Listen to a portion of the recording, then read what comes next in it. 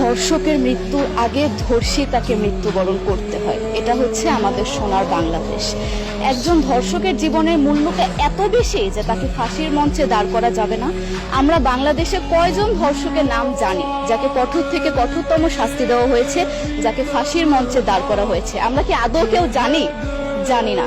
অথচ আমরা কতগুলো যারা ধর্ষিত হয়েছে তাদের নাম জানি, অনেক বড়। এই লিস্ট আসলে অনেক বড়, বলে শেষ করা যাবে না।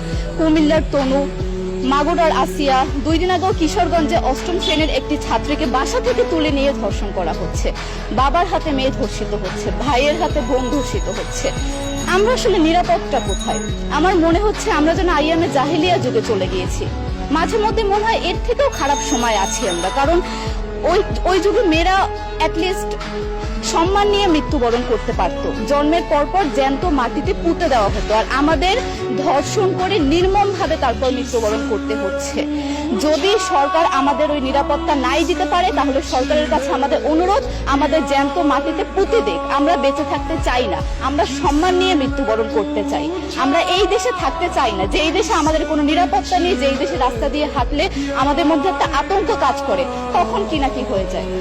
আইন উপদেষ্টা বললেন যে ধর্ষকের নাকি ফাঁসি দেওয়া সম্ভব হবে না, তাহলে নাকি নিরীহ মানুষকেও মাঝে মধ্যে ফাঁসির ব্যবস্থা করা, মিথ্যা মামলায় ফাঁসি দিয়ে ফাঁসির ব্যবস্থা করা হতে পারে। আইন উপদেষ্টার কাছে আমার প্রশ্ন, আল্লাহ না করুক আজকে যদি আপনার কাছের কেউ, আপনার বোন অথবা আপনার স্ত্রী অথবা আপনার মেয়ের সাথে যদি এরকম কোনো কিছু হতো, আপনি কি আসলে এটা বলতে পারতেন যে না, ধর্ষককে ফাঁসি দেওয়া যাবে না? কোনোদিনও পারতেন না। আপনি সবার আগে তার ফাঁসির ব্যবস্থা করতেন, সম্ভব হলে নিজের হাতে মেরে ফেলতেন। তাহলে আমাদের বেলায় কেন এত বৈষম্য? আমরা কি দোষ করেছি? আমরা কি নারী না?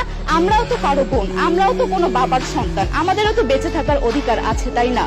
কিছু হলে মেয়েদের পোশাকের দোষ দেওয়া হয়। আমার কাছে প্রশ্ন, একটা 8 বছরের শিশুর মধ্যে এরকম কি থাকতে পারে যেটা একটা পুরুষকে অ্যাট্রাক্ট করবে, যেটা একটা পুরুষকে সিরিয়াস করবে?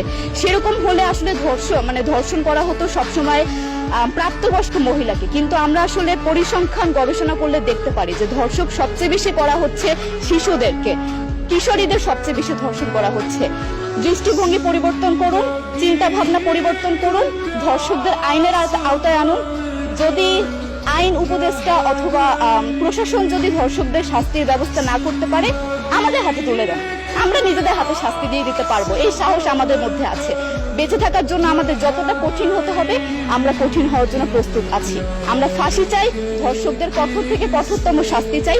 যতদিন না পর্যন্ত ফাঁসি দেওয়া হবে, যতদিন না পর্যন্ত ধর্ষকদের শাস্তির ব্যবস্থা করা হবে, আমরা আমাদের আন্দোলন অব্যাহত রাখবো। দরকার হলে আমরা শিক্ষা প্রতিষ্ঠান বন্ধ করে দিব, তবুও আমরা থামবো না। এটাই আমাদের দাবি।